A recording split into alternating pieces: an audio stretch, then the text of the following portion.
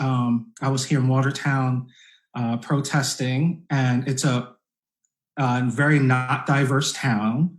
And to see me amongst a whole bunch of white people or non-POCs was a beautiful thing. I was like, the time is now when you see everybody around you protesting, saying that my life matters. And so the time is now for me to be heard. I'm going to make sure that myself and people who look like me have a chance to speak. And if I have to do whatever it takes and create a platform to do that, that's my goal. Well, we're happy to have you here today, and we're happy to listen to you and talk about your experiences. Jemeesa, tell me about how your life has been going since COVID-19 broke out, and how's your health, and how's your mental state of mind during this crazy time? First of all, let me say I'm so glad to hear that you and your wife are well, Joshua. I had no idea. I had no idea things were like that were happening in your home, but I'm glad to hear that you guys are in recovery. That is a blessing. For me, it's been quite isolated.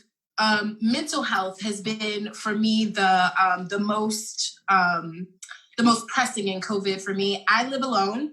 I see my family. My family lives about an hour away from me. So I see them probably once a week. And when we see each other, we don't hug, but we try to be as social as possible. We don't share utensils or touch very much when, especially at the beginning of this. I have a sister who's a nurse, and she is out there. She's doing it, and then she has two little boys, and so the family in general has been taking turns taking care of the kids because we want to make sure that she's healthy before they come home. Like there's a lot of cleaning and sterilizing to make sure that that things are just clean for them and the family in general. My mom is. Works for Duke, and with her working for Duke, they've been working from home, so she's been isolated. So at the beginning of this, the real thing that we had to do was like make sure mom was okay and that she had everything she needed, and then it started to be about the kids. And so that was at least something to focus on. But as the weeks have gone on, I've spent a lot more time alone.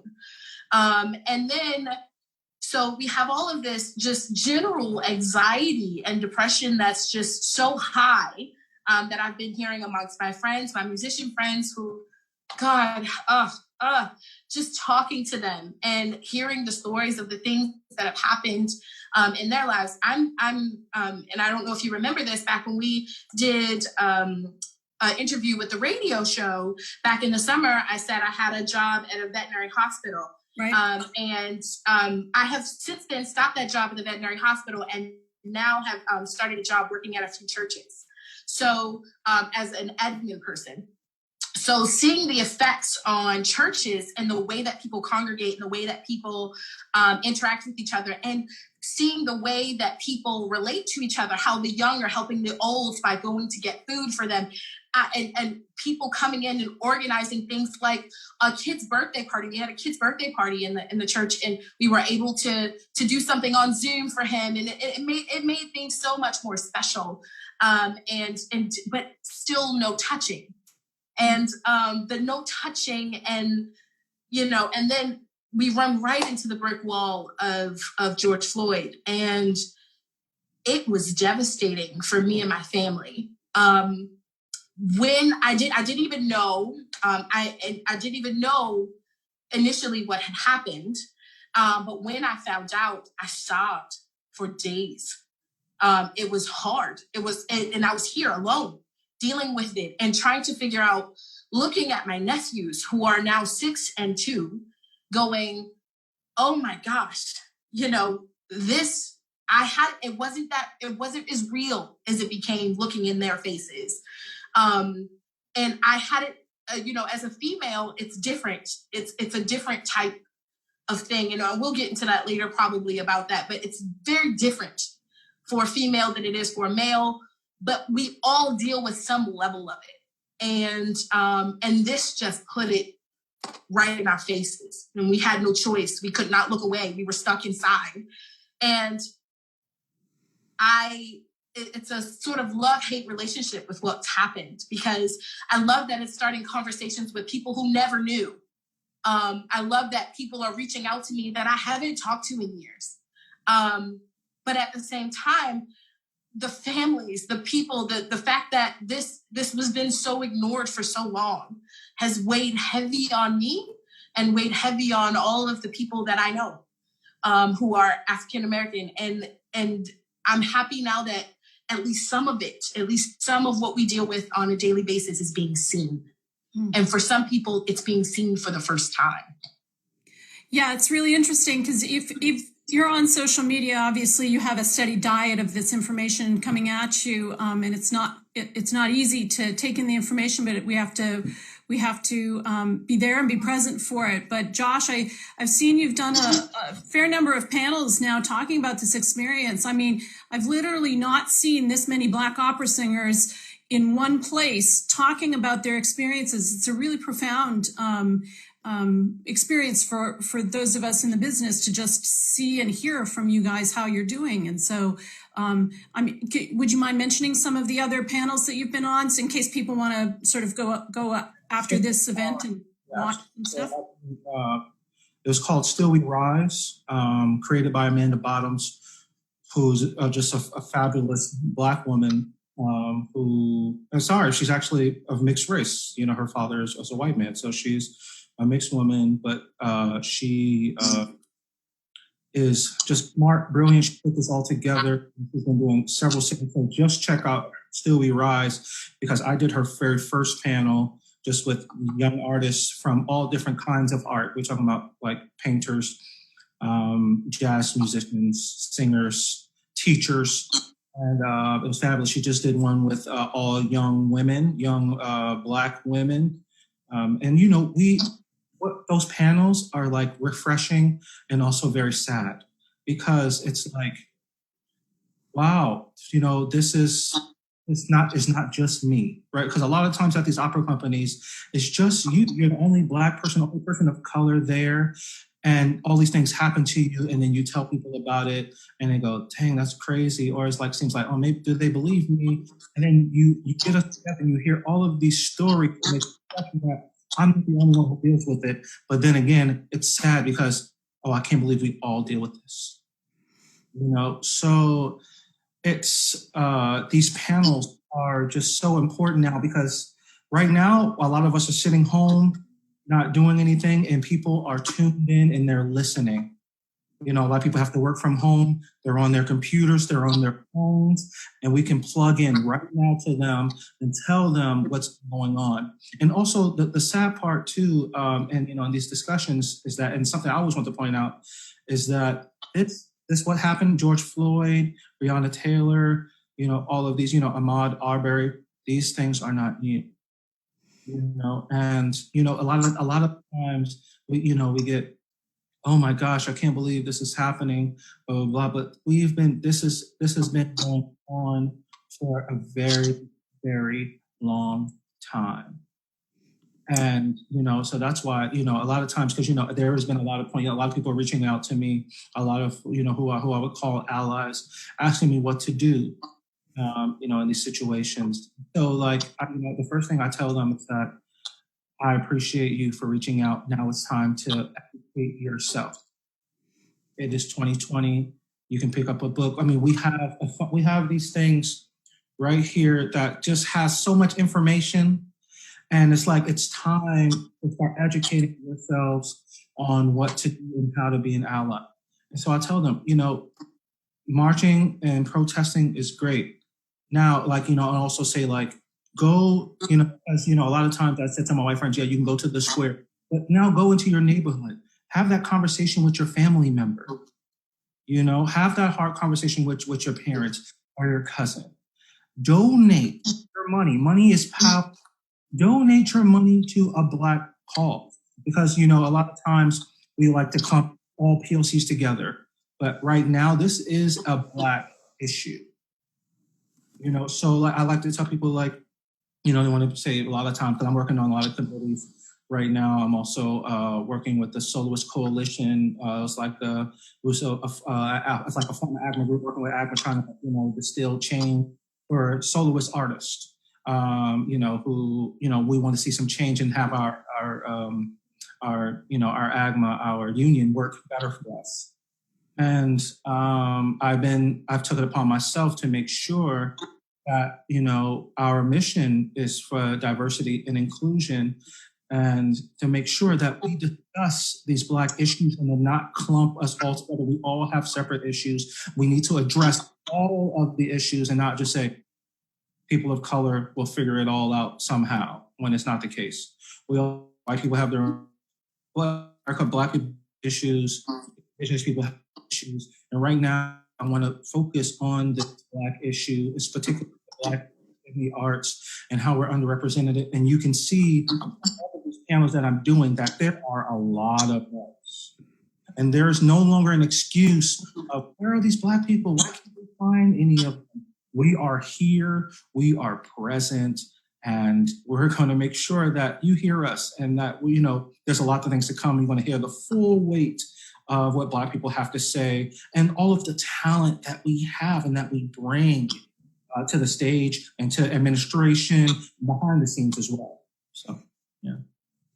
That's great. So we'll actually link in the comment section to some of the other panel discussions that you've been on, because I think the most powerful thing you said is that we can educate ourselves. And, right here in Wilmington, surprise, surprise, we have this world-class singer who was born here, Caterina Jarborough, and she was born in July of 1898, and the same year as the Wilmington Massacre, and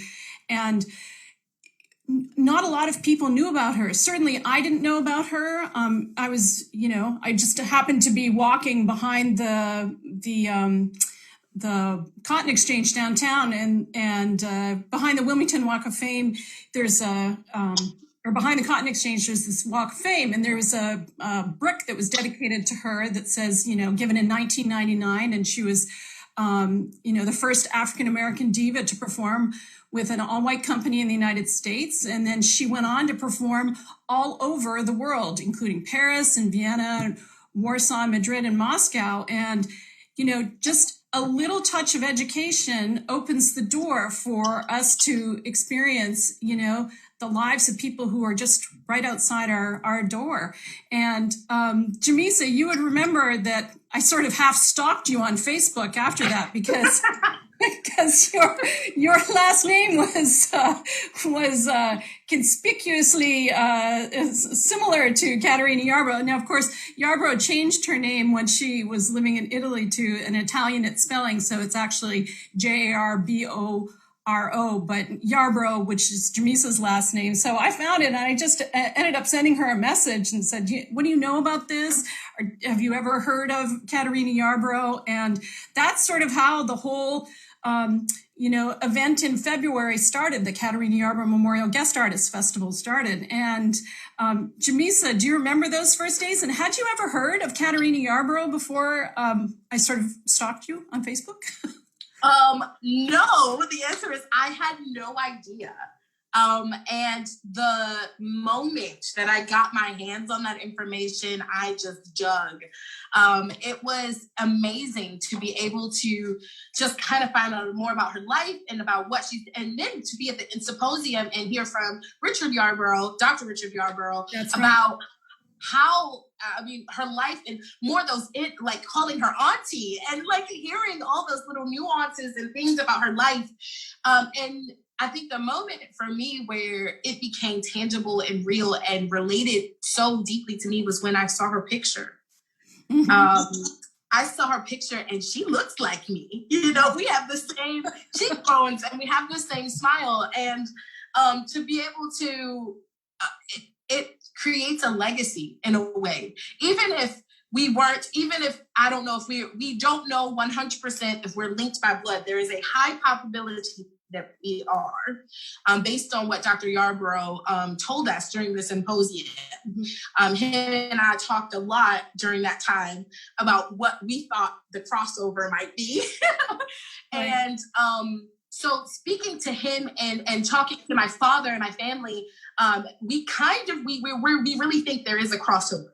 And so it was incredible. It was an incredible chance to research and to get to know her. And it created all of a sudden this window of like understanding who I was and understanding how I might have gotten here. And I'm the only opera singer currently singing in my family. I'm the only one who is a musician in my family. And I've been the only musician for a lot of generations, like official studied classical musician. Of course, we all love music and we all sing in the shower or in the car. But I'm the first studied musician in my family. And it for me, it was like almost a tunnel, like this is where this came from. And I don't know I didn't know what it was like to have that before that moment. And I love every time I hear her name, every time I see another picture of her, every time I learn a new fact, I'm like, oh, even the repertoire, when I learned the repertoire she sang, it was like, oh, her voice must have been like this. It must have sounded this way if she's singing this. And it was just, I'm so grateful to you and to our very good friend, Mary Claire, Kieran, who just, made so many links in this. So I'm so grateful to you. Right. And it was a really interesting, sort of research activity for some of the students and for my great colleague, Dr. Helena Spencer, who went up to the New York Public Library and was looking in the archives and found old recital programs from Caterina Jarboro touring around. Now, she did come to Thalian Hall twice, but the format that she toured across the country was what both you, Josh, and Jemeesa ended up using in recital, that format of using sort of some early Italian songs, some French repertoire, and then, composers of color, a huge walking opera aria, and then some spirituals at the end. And, just to see you guys work your way through that recital format and then present it on the stage, and then to watch the community embrace you. I just think of those kids that worked with you, Josh, the Snipes Academy chorus kids. Their mouths were open. They were wide open. And this year we had Leah Hawkins, the great Metropolitan Opera rising star, coming through, and they could not believe, just the sound coming out of her mouth. But I think, the kids were also looking at you guys like, hey, they look like me, and maybe I could do that. And I just, I think providing those opportunities is really, really important for young people.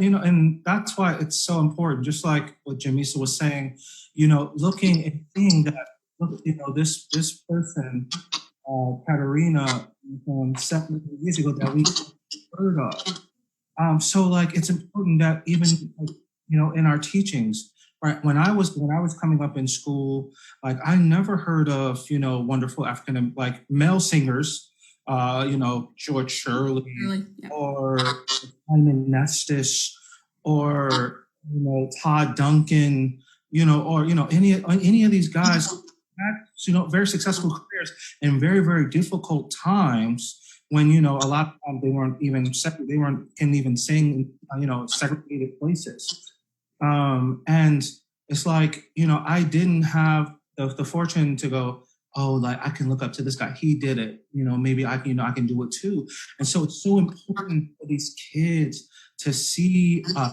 actually have a story. When I was in my first fall staff at IU in school, probably shouldn't have been doing it, but I was doing it anyway at school.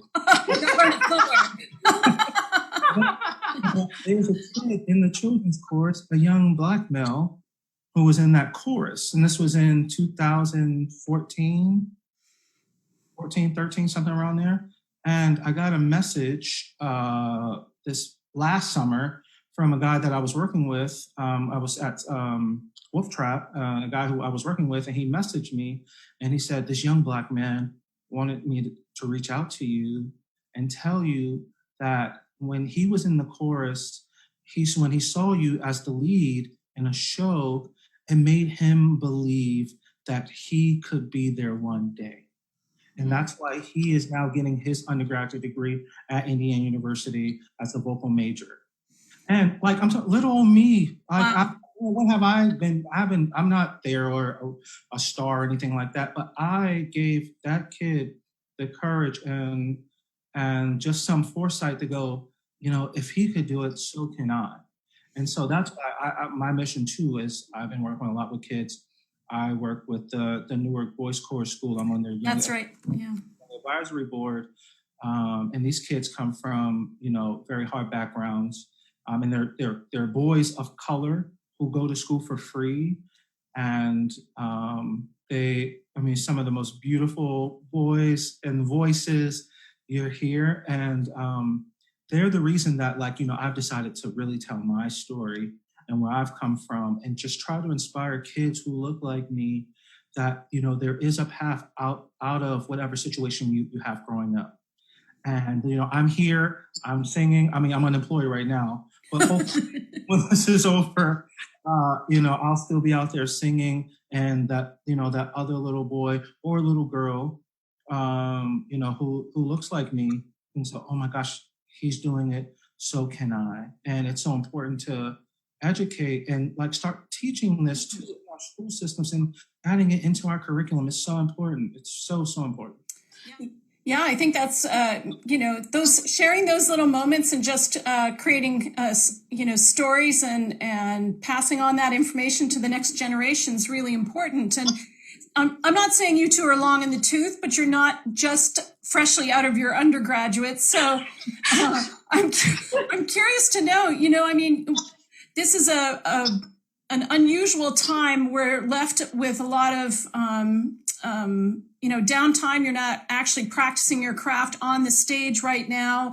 I'm curious to know what you're honing during this time of, of downtime, reflection, whatever. What are you actually doing day to day to work on your craft? It must be, without the motivation of the performance, it must be very difficult. It is.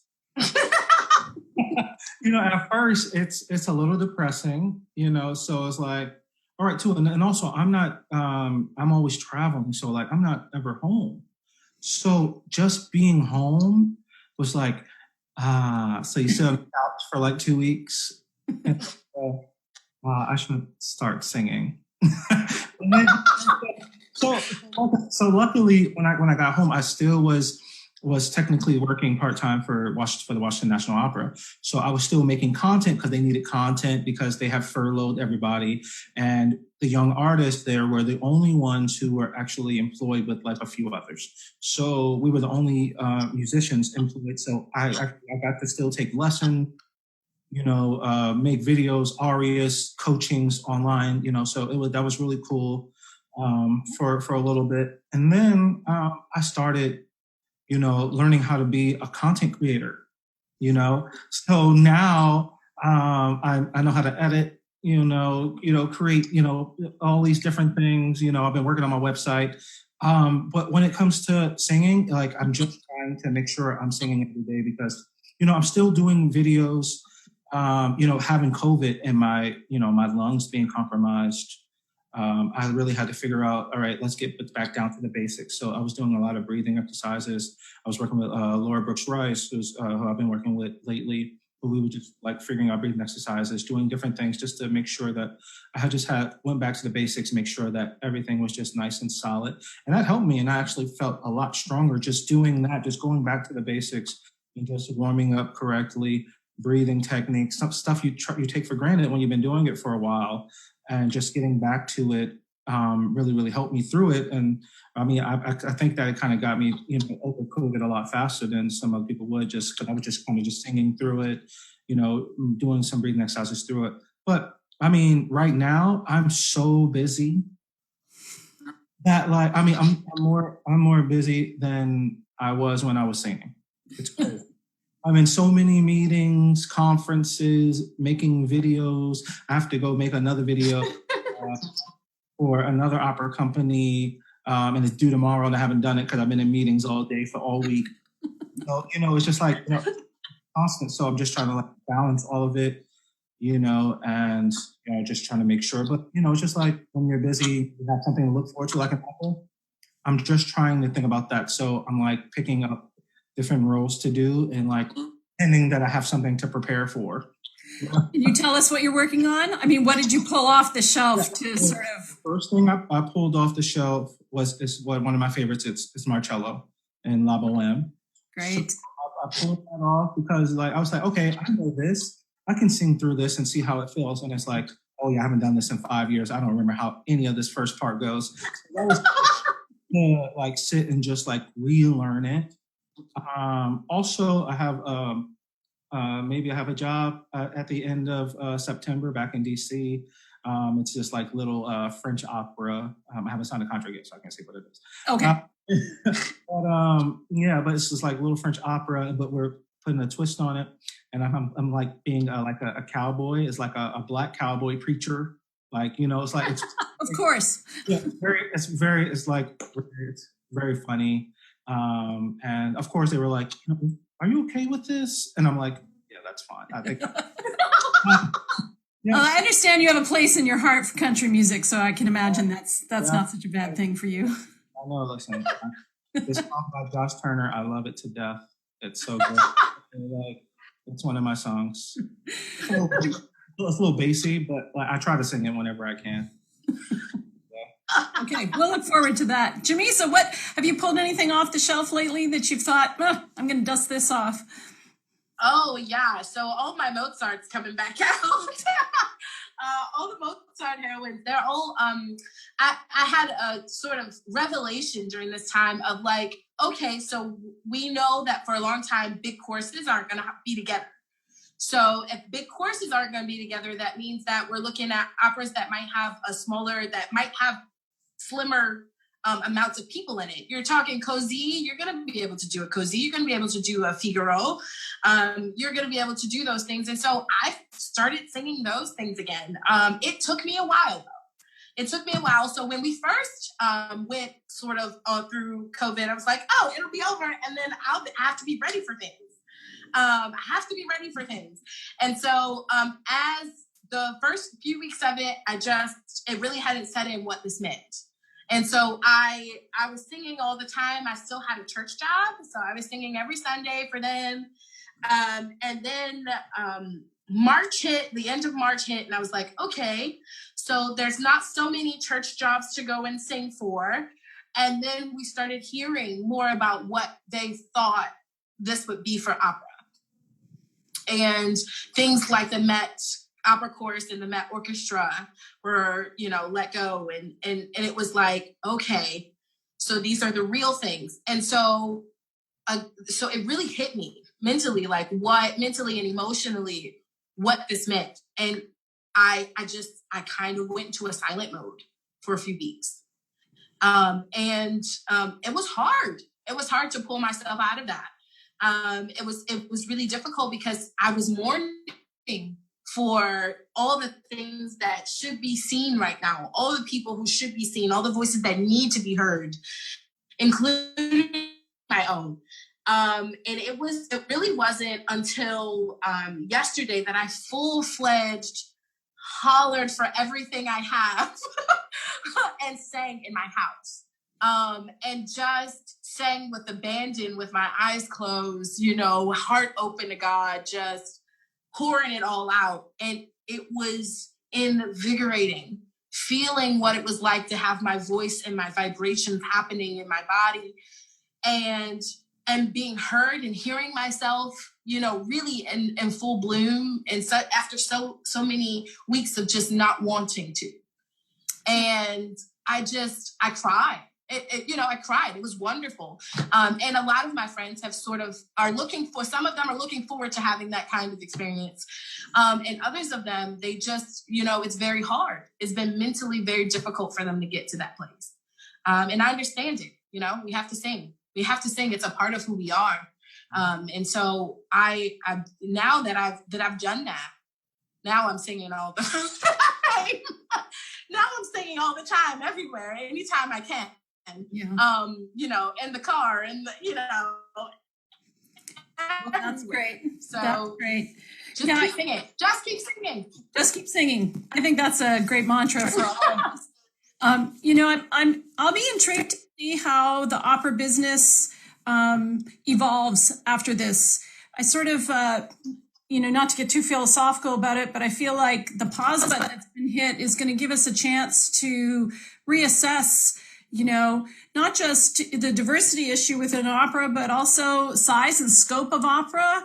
Opera Wilmington's considering commissioning, right now. Spoiler alert. And might have something to do with events in Wilmington and Caterina Jarboro. So we're looking at ways to keep opera small and creative. And I think other companies that are, sort of sitting around right now are considering similar ideas, how to be relevant, how to be inclusive, how to do it better, smaller, leaner. And I think it'll be a really interesting time coming up within the next, 2 years to see what kind of creative juices have flowed during this time and what the output is going to look like. Meanwhile, there are younger singers and Black singers in particular who are traveling through the end of their undergraduates and are faced with no auditions, just like you guys, and no opportunities, and sort of just struggling with keeping their own mental health resilient enough to even want to open up and sing and practice. And just sort of closing out our conversation here, I'm curious to know if you guys have any advice for the next generation of singers and young Black singers in particular. I mean, what they're dealing with right now. Josh, any ideas? So, just like you were just saying, when we had the crash in 2008, of course, the biggest thing that got affected is the arts, like always. And opera companies are big and grand. And what did they have to do? They had to adjust. They got smaller. We started to do different, opera companies in different venues, not having some huge venue, opera, getting opera more accessible to people, smaller, types, and, opera surviving. We're doing that. We still have some opera companies, but we have different forms of opera companies doing smaller things, doing big operas and smaller, less stuff like that, and keeping it cheaper, still doing it, and people are still coming and enjoying. Now with this, and the arts are struggling, we have this COVID-19, now more than ever is media content, right? Or what's online, and we're making that adjustment. And I tell these kids right now, you have the advantage. How they've been on these phones and connected to their machines all of their lives, and they know everything about it. They know how to make TikTok videos with whatever video. Like, still me, I'm 31 and I still don't. I'm like, what? Yeah, me either. I got a cell phone, and when I was 18, my first computer when I was like 22. So I didn't, I wasn't, now of course, we're all in it, all the time. But I said, they really have an advantage, and take advantage of it. start making whatever content you find a pianist, if you can, just for, young singers or whatever, and start recording your stuff, whatever equipment you have, is good quality, and just start pouring out your own content, creating websites. You have all of these forums, to just put out constant content, because these opera companies, they don't have any. They don't have any content. And it's really crazy to see how behind we are when it comes to this media stuff. And they are begging, and they're like asking for permission to go into their archives, and begging our unions and stuff like that to get it, because they don't have any content. But I'm telling you, make content, make a lot of it. You have an advantage. A lot of the seasoned veterans don't have a clue how to do it. Like a lot of times they'll be asking you how to set it up. So start. I mean, of course, help them. Yeah. Right. Yeah. But take advantage. Your time is now. A lot of stuff is going to go online. We probably start charging, for online stuff, stuff like that. Flood it. Flood the market. Record if you can. Find somebody have them play over a track. You sing over a track. If you can get in the room together in 6 feet social distance, do it. Record everything, because we're in a digital media, we're in a media age. Everything is digital. Do it. Well, that's great advice. So make your own content, young singers. There you go. Jemeesa, do you have anything to say to the young artists out there listening to you? Well, I would say, in addition to making your own content, go out and talk to those people. So, I mean, not go out physically, but on those mediums, make sure that you're connecting with all of those people who are watching your content. If you don't take the time to say hello, hey, how are you? I'm so glad. Thank you for coming. Thank you for seeing. Thank you for taking the time. If you don't go out and you don't do that, you don't make connections. And let me tell you, making connections and talking to the people who are big fans of you, you have no idea how that can change every situation. I myself am really big on connecting with each and every person. Send people, people give you donations, send them a CD of you. Send them something so that they have, or audio files. You don't have to send them something physical, but send them something where they can hold on to you and you become a memory for them. Because if you can do that, you will always be in their hearts. They will always support you. Trust me, my fans, the people that I talk to, the moment they see my face in a video where I'm about to sing, they are so excited. They're reaching out to me, sending me messages. Send them something back. Send them something back. Give them something to look forward to. People need something to look forward to. And what better than your voice? What better than the little hope you can give? Well, I really appreciate you guys taking time out of your very busy schedules to talk with us. And I know our Opera Wilmington audience loves you. And I'm hoping that some of the kids that got to, perform with you guys at the Caterina Jarboro concert have a chance to see this and see your faces and know that you're doing well. And I really appreciate you giving your advice and your time to our audience. So thank you. And Josh, good health to you and your wife, and keep on keeping on. And Jemeesa, great to see you, beautiful lady. And we'll talk to you guys soon. Thank you.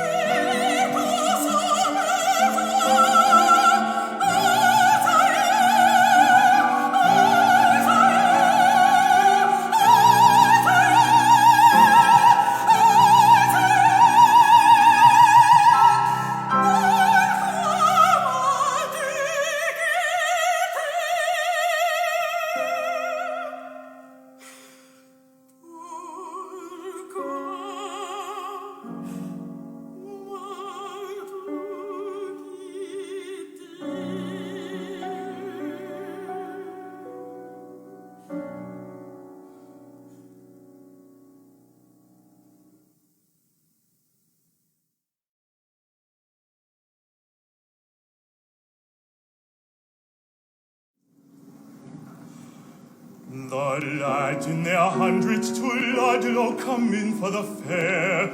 There's men from the barn and the forge and the mill and the fold. The lads for the girls and the lads for the liquor are there. And there with the rest are the lads that will never be old.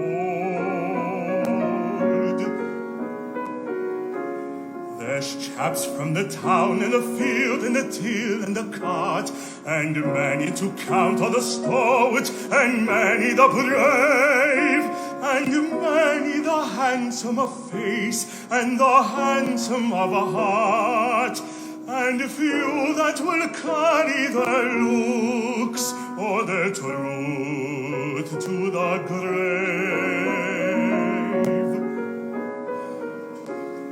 I wish one could know them, I wish there were tokens to tell the fortunate fellow that now you can never discern. And then one could talk with them friendly and wish them farewell, and watch them depart on the way that they will not return.